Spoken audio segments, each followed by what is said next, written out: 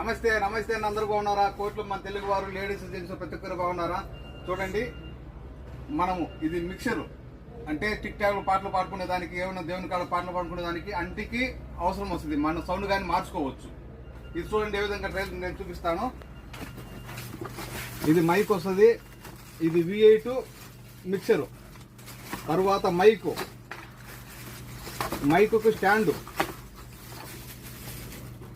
Mic wire మొత్తం ఇందులోనే ఉంటాయి.